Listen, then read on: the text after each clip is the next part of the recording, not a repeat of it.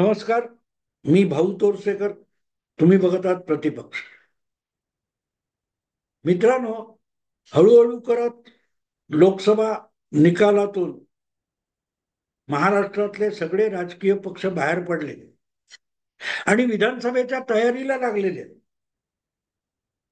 शरद पवारांची राष्ट्रवादी असो, नाना पटोलेंचा काँग्रेस पक्ष असो किंवा उद्धव ठाकरेंची उभाठा शिवसेना असो, सगळ्याच्या सगळ्या महाविकास आघाडीतल्या पक्षांना विधानसभेच्या निवडणुकीचे वेध लागलेले आहेत आणि आघाडी म्हणून किंवा युती म्हणून लढताना आपल्या पदरात अधिकाधिक जागा पडाव्या यासाठी युती किंवा आघाडीतले सगळेच पक्ष कंबर कसून कामाला लागलेले. दावे प्रतिवाद दावे सुरू झालेले आहेत आणि अशा वेळेला महाराष्ट्रात लोकसभेतही मतांच्या टक्केवारीत सर्वात मोठा पक्ष ठरलेल्या भाजप समोर भलं थोरलं प्रश्नचिन्ह उभं आहे की विधानसभेला स्वबळावर सामोरं जायचं की परत एकदा महायुतीचाच प्रयोग तीन पक्षांना सोबत घेऊन करायचा. हे आव्हान भाजप समोर उभं आहे. प्रामुख्याने सांगायचं तर महाराष्ट्रातला भाजप म्हणजे माजी मुख्यमंत्री किंवा विद्यमान उपमुख्यमंत्री देवेंद्र फडणवीस हेच महाराष्ट्रातल्या भारतीय जनता पक्षाचा चेहरा आहे. आणि म्हणून महाराष्ट्रातल्या भाजपला काही सल्ला द्यायचा असेल किंवा काही सुचवायचं असेल तर देवेंद्र फडणवीस यांनाच उद्देशून बोलावं लागतं. आणि त्याच विधानसभा निवडणुकांच्या भूमिकेतून देवेंद्र फडणवीसांना मला एक सल्ला द्यावासा वाटतो.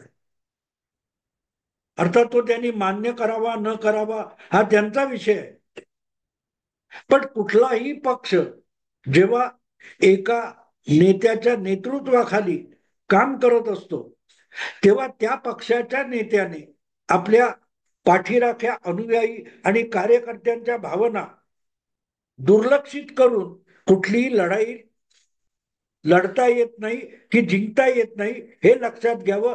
आणि त्याची प्रचिती लोकसभा निवडणुकीत आलेली आहे.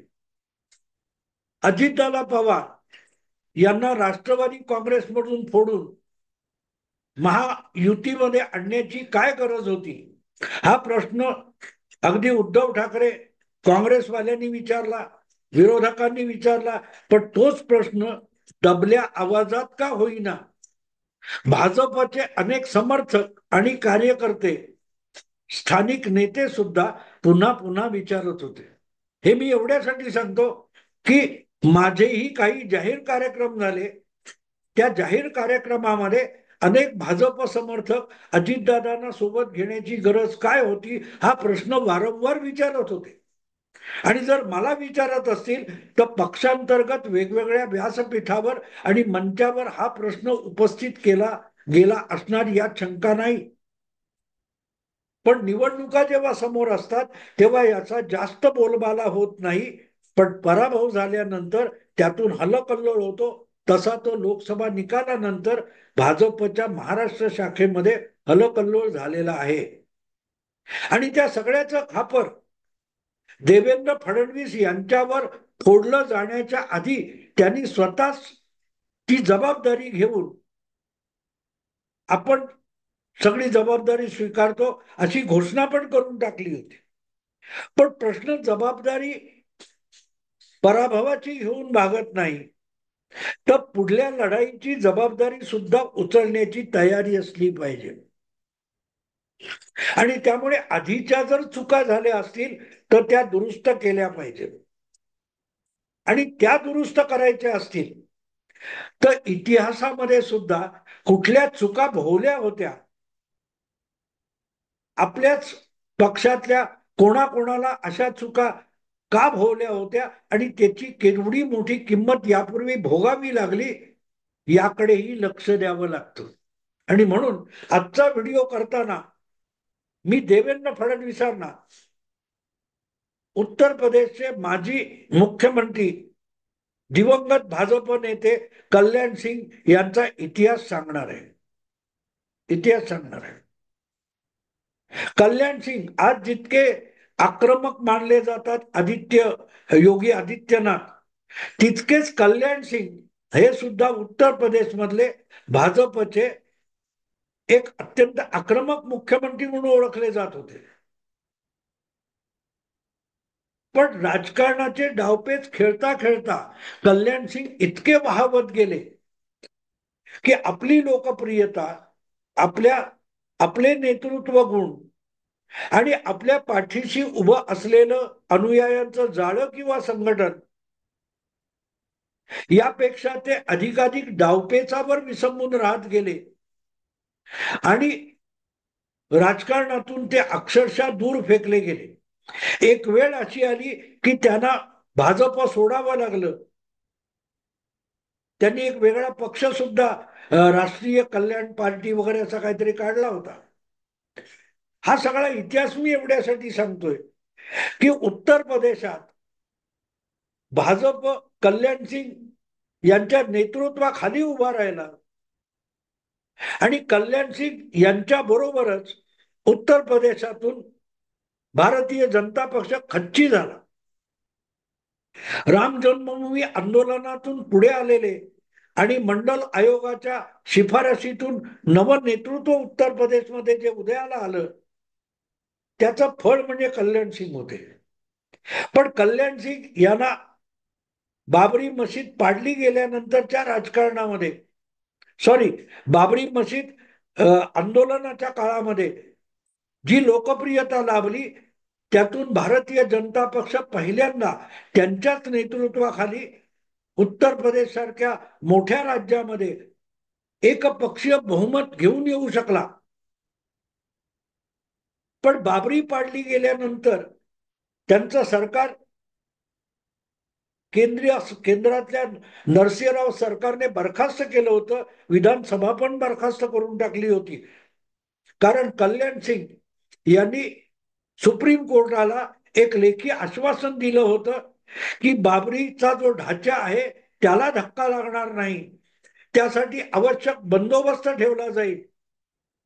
पण तरीही 6 डिसेंबर 1992 रोजी बाबरी मशिदीच्या विरोधात जे आंदोलन चालू होतं ते अयोध्येत पोहोचलं आणि बाबरी मशीद पाडली गेली. त्यात जितका दोष कल्याण सिंग सरकारचा होता तितकाच दोष केंद्र सरकारचा होता. कारण केंद्र सरकारने सुद्धा वेळच्या वेळी हालचाली केल्या नव्हत्या. शंकरराव चव्हाण केंद्रात गृहमंत्री होते, नरसिंहराव पंतप्रधान होते आणि त्यानंतर खूप मोठं राजकारण झालं. पण मी त्या तपशिलात जात नाही. आणि त्यामुळे कल्याण सिंग यांचं मुख्यमंत्री पद गेलं. पण त्यानंतर पुन्हा एकदा कल्याण सिंग मुख्यमंत्री झाले. ते डावपेच आणि तडजोडी करून झाले. 1993 मध्ये जेव्हा दुसऱ्यांदा विसर्जित उत्तर प्रदेश विधानसभेची निवडणूक झाली तेव्हा कांशीराम यांनी बहुजन समाज पक्ष आणि मुलायम सिंग यांचा समाजवादी पक्ष यांची युती झाली होती आणि त्या युतीला बहुमत मिळालं नाही. तर काँग्रेसने आपल्या 50-60 आमदारांची फौज मुलायम सिंग यांच्या मागे उभी केली आणि भाजप विरोधातल्या सगळ्या पुरोगामी पक्षांचं एकत्र येऊन उत्तर प्रदेशात सरकार तयार झालं. त्यात काँग्रेसचा बाहेरून पाठिंबा होता. मुलायम सिंग समाजवादी पक्षाचे मुख्यमंत्री होते आणि 40-50 बहुजन समाज पक्षाचे आमदार होते. पण त्यांच्या सरकारला काँग्रेसचा बाहेरून पाठिंबा होता. ते सरकार पाडण्याचे डावपेच कल्याण सिंग यांनी उत्तर प्रदेशात सुरू केले आणि त्याचा फायदा त्यांना मिळाला. मायावतींचं मन कलुषित करून अवघ्या 40-50 आमदारांचं सरकार भाजपच्या पाठिंब्यावर उत्तर प्रदेशात सत्तारूढ झालं आणि पाडलं गेलं. पाठिंबा दिला आणि तो मागे घेतला. त्यामुळे काही महिन्याच मायावतींचं सरकार पडलं आणि विधानसभा बरखास्तीची वेळ आली. पुन्हा एकदा निवडणुका झाल्या आणि उत्तर प्रदेशच्या राजकारणामध्ये तडजोडी आणि डावपेचांचा अक्षरशः धुडगूस सुरू झाला. धुडगूस सुरू झाला. पुन्हा झालेल्या निवडणुकीत भाजप हा सर्वात मोठा पक्ष म्हणून निवडून आला, तरीही त्याला बहुमत मिळवता आलं नाही. आणि मग जवळजवळ 6-7 महिने निवडून आलेली विधानसभा ही स्थगितच राहिली होती, सरकार बनू शकलं नव्हतं. तेव्हा परत एकदा 6 महिन्यासाठी बहुजन समाज पक्षाचा मुख्यमंत्री आणि 6 महिन्यासाठी भाजपचा मुख्यमंत्री अशी तडजोड झाली. मायावती 6 महिने मुख्यमंत्री होत्या. कलराज मिश्रा हे भाजपचे उपमुख्यमंत्री त्यांच्या सरकारमध्ये होते. 6 महिन्यानंतर भाजपचे कल्याणसिंग मुख्यमंत्री झाले.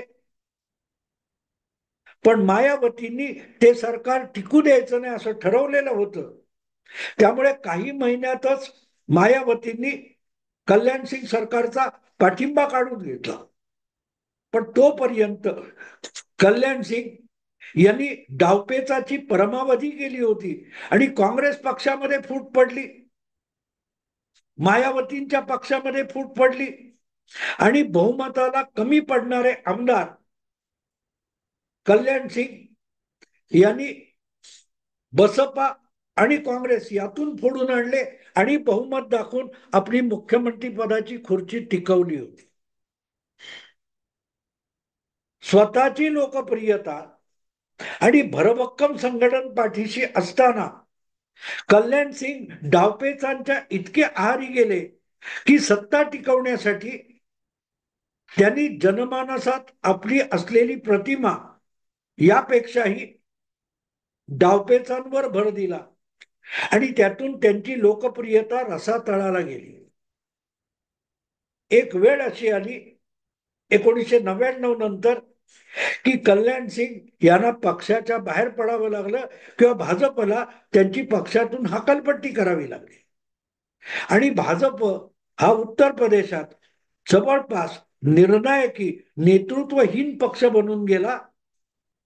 बाबरीच्या किंवा जन्मभूमीच्या आंदोलनामुळे 1 नंबरचा उत्तर प्रदेशमध्ये झालेला भारतीय जनता पक्ष हा पुढच्या 10-15 वर्षामध्ये 2014 सालापर्यंत शेवटच्या नंबरचा 3 किंवा 4 नंबरचा पक्ष होऊन गेला. 2009च्या निवडणुकीमध्ये भारतीय जनता पक्ष लोकसभेत उत्तर प्रदेशात 4थ्या क्रमांकाचा पक्ष झाला. काँग्रेस 1 नंबरचा पक्ष झाला होता. त्याच्या पाठोपाठ बसपा आणि समाजवादी पक्ष होते. हा उत्तर प्रदेशचा कल्याणसिंगचा एक धडा आहे. राजकारणात ज्यांना जनमत जिंकायचं असतं आणि डावपेच पण खेळायचे असतात, ते करताना लोकप्रियता आणि संघटन किती महत्वाचं असतं हे समजून आणि शिकून घ्यायचं असेल तर कल्याणसिंग हा उत्तर प्रदेशामध्ये कसा उदयाला आलेला नेता कसा नेस्तनाबूत होऊन गेला हा एक धडा आहे. धडा आहे सगळ्या पक्षांसाठी आहे. फक्त देवेंद्र फडणवीस यांच्यासाठी मी सांगत नाही. तो सगळ्या पक्षात राज्य पातळी असो किंवा देश पातळीवर असो ज्याला राजकारणात टिकून राहायचंय त्यांच्यासाठी कल्याणसिंग यांचा उदय आणि उदय काय तो अस्त हा एक राजकीय धडा आहे, पाठ आहे. आपल्या कर्तबगारीने मुख्यमंत्री पद मिळवणारे पक्षाला उभारी देणारे कल्याणसिंग तडजोडी आणि फोडाफोडी आणि डावपेच यांच्या इतके आहारी गेले की संघटनात्मक बळ आणि लोकप्रियता या गोष्टीवर त्यांनी स्वतःच बोळा फिरवला. आणि आज उत्तर प्रदेशच्या राजकारणात कल्याणसिंग यांची कोणाला आठवण सुद्धा येत नाही. विसरून गेले लोक त्यांच्या हयातीतच लोक कल्याणसिंगना विसरून गेले होते. मला आठवतं 2014 मध्ये लोकसभेच्या शर्यतीमध्ये नरेंद्र मोदी उतरले तेव्हा त्यांनी कल्याण सिंग यांना अतिशय सन्मानपूर्वक परत भाजपत आणलं होतं. पण तोपर्यंत म्हणजे 10 वर्षापूर्वीपर्यंत कल्याण सिंग हे उत्तर प्रदेशच्या राजकारणात पूर्णपणे नामोहरम होऊन गेले होते, नामशेष झाले होते. आज महाराष्ट्राच्या राजकारणात सत्ता आणि डावपेच यांच्या आहारी भारतीय जनता पक्ष गेलेला आहे. तो आपली संघटना हळूहळू करत गमावतोय का? आपली मानसातली प्रतिमा स्वतःच कलंकित करतोय का, असा प्रश्न निर्माण होतो. कारण सगळं खापर आणि सगळी जबाबदारी जर देवेंद्र फडणवीस स्वतःकडे घेत असतील तर त्यांना ह्या कल्याणसिंग पाठाची आठवण करून देणं मला अगत्याचं वाटतं. ही तडजोडी आवश्यक आहे, डावपेच आवश्यक आहे. पण ह्या सगळ्या गोष्टी जर तुमच्याकडे संघटना आणि लोकप्रियता ही 2 शस्त्र असतील तर उपयुक्त असतात. लोकप्रियता आणि संघटन नसेल तर डावपेच वगैरे उपयोगी नसतात. रणनीती लढण्यासाठी सैन्याची गरज असते आणि सैन्य म्हणजेच संघटन असतं, कार्यकर्त्यांचं मोहोळ असतं. गेल्या काही वर्षामध्ये म्हणजे उद्धव ठाकरे यांनी दगाबाजी केल्यानंतर परत सत्तेत येण्यासाठी आणि उद्धव ठाकरे यांना धडा शिकवण्यासाठी भाजपने डावपेच खेळणं आवश्यक होतं. काही अंशी तडजोडी सुद्धा आवश्यक होत्या. पण त्या तडजोडी करताना आपल्या लोकप्रियतेला, आपल्या पक्षाच्या संघटनात्मक बळाला हानी पोहोचेल इथपर्यंत तडजोडी आणि डावपेचांना मातब्बर होऊ द्यायचं नसतं. याची महाराष्ट्र भाजपला म्हणजेच पर्यायाने देवेंद्र फडणवीसांना विसर पडली आहे का, अशी मला आता शंका येते. प्रामुख्याने विधानसभा निवडणूक सुद्धा, विधानसभा निवडणूक जी 2-3 महिन्यामध्ये होऊ घातलेली आहे, तेव्हा सुद्धा महायुती म्हणून लढायची अशा जेव्हा बातम्या समोर येत आहेत कोर कमिटीच्या बैठकीनंतर, तेव्हा पुन्हा एकदा त्या नाराज झालेला तुमचा भाजपचा समर्थक आणि कार्यकर्ता आहे, त्याच्या नाराजगीकडे भाजपच्या महाराष्ट्रातल्या नेतृत्वाचं लक्ष वेधणं मला आवश्यक वाटतं. आवश्यक वाटतं. कारण कार्यकर्त्यांचं बळ हरपलं, दुबळं झालं, तर मग तुमची रणनीती, तडजोडी आणि डावपेच काडी मात्र उपयोगाचे नसतात. एक क्रिकेटचा कप्तान असतो, कर्णधार असतो, तो ठराविक प्रसंगी आपल्या एका ठराविक गोलंदाजाला गोलंदाजीसाठी आणतो, तेव्हा त्याची अपेक्षा अशी असते की समोरचा जो विरोधी टीमचा फलंदाज खेळतोय त्याची विकेट हा गोलंदाज काढू शकेल, कारण या गोलंदाजाकडे अमुक शैलीची गोलंदाजी आहे. पण ती जी अपेक्षा असते, ती जी क्षमता असते, जी त्यावेळेला डावपेच म्हणून वापरायची असेल, ती क्षमता असलेला गोलंदाज त्या पद्धतीत गोलंदाजी करू शकला नाही तर तो डावपेच फसतो. तो डावपेच म्हणजे गोलंदाज नाहीये. गोलंदाज त्याची क्षमता दाखवतो म्हणून तो डावपेच यशस्वी होतो. आणि याचाच अर्थ लक्षात घ्या की डावपेच आवश्यक आहेत, पण डावपेचासाठी जो मोहरा किंवा खेळाडू समोर आणलेला असतो त्याची पूर्ण ताकद आणि क्षमता तिथे वापरली जाणं आवश्यक असतं आणि म्हणून ती क्षमता जपणंही आवश्यक असतं.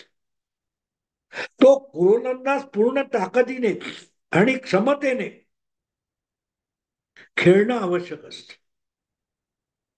मला असं वाटतं की गेल्या दीड वर्षामध्ये म्हणजे महाराष्ट्रात उद्धव ठाकरे यांना धडा शिकवल्यानंतर, सत्तांतर घडवून आणल्यानंतर, शरद पवारांना धडा शिकवण्याच्या नादामध्ये भारतीय जनता पक्ष इतका डावपेचाच्या आहारी गेला की नुसत्या डावपेचाने लढाई जिंकता येते असं वाटायला लागलं की काय.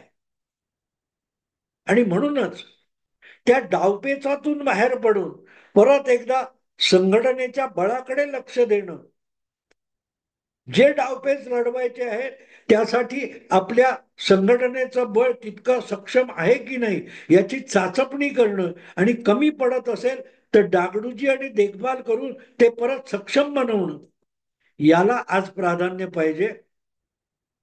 पण त्याची वाच्यताही कुठे बघता येत नाही किंवा त्याच्या हालचाली सुद्धा दिसत नाहीत. म्हणून कल्याण सिंग हा धडा देवेंद्र फडणवीस असोत, आशिष शेलार असोत किंवा बावनकुळे असोत यांना गिरवायला सांगणं मला अगत्याचं वाटलं.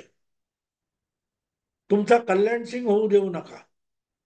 कल्याण सिंग यांचा बळी गेलेला आहे, त्यांना राजकारणात हुतात्मा व्हावं लागलेलं आहे, आणि म्हणूनच त्यांनी आपल्या हौतात्म्यातून सगळ्या राजकीय पक्षांना आणि सगळ्या उदयोन्मुख नेत्यांना, वर्तमान नेत्यांना एक धडा दिलेला आहे.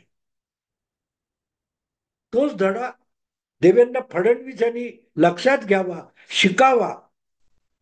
कल्याण सिंग यांचा राजकीय अस्त कशामुळे झाला हा महाराष्ट्रातले भाजपचे नेते समजू शकले तर विधानसभेला मोठा विजय मिळवण्याच्या दृष्टीने त्यांना वाटचाल करता येईल, त्याकडे त्यांचं लक्ष वेधावं म्हणून हा विषय केला.